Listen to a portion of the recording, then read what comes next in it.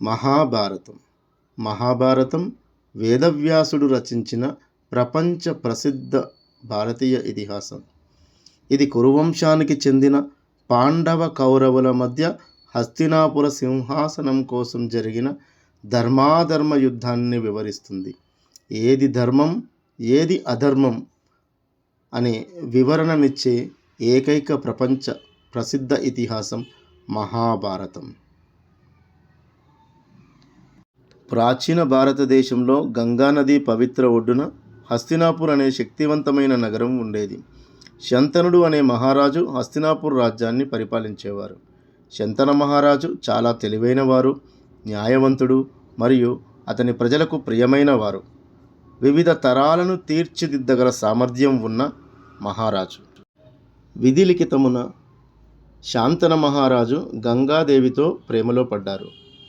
శంతన మహారాజు గంగాదేవిల ప్రేమలకు ప్రతిఫలంగా వారికి దేవవ్రతుడు జన్మించాడు. దేవవ్రతుడు మహాప్రతిజ్ఞ చేయడం ద్వారా భీష్ముడుగా అవతరించారు. తన తండ్రి సంతోషాన్ని కాపాడడానికి దేవవ్రతుడు చాలా భయంకరమైన భీకర ప్రతిజ్ఞ చేశారు. అది స్వర్గాన్ని కూడా కదిలించి వేసింది. శంతన మహారాజు నుండి కురు రాజవంశం ఉద్భవించింది. కురురాజుల తరాలు కాలక్రమం శైలిలో మనకు కనిపిస్తాయి.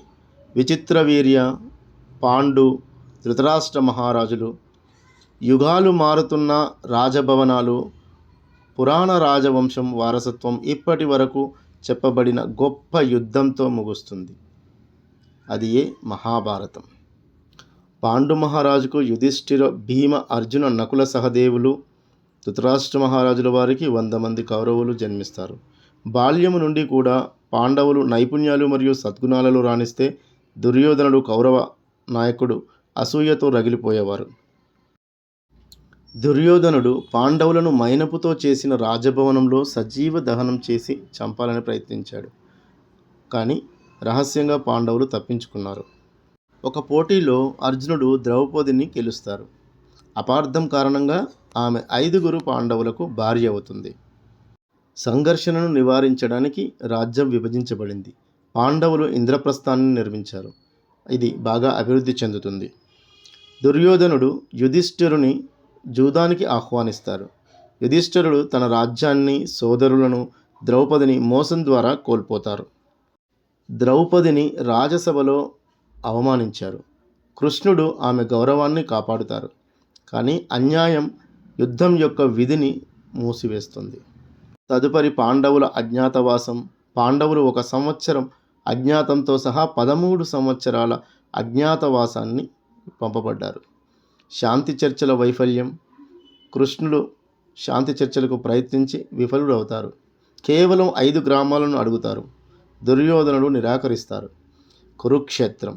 పాండవులు మరియు కౌరవుల మధ్య 18 రోజుల పాటు భీకర భారీ యుద్ధం జరుగుతుంది.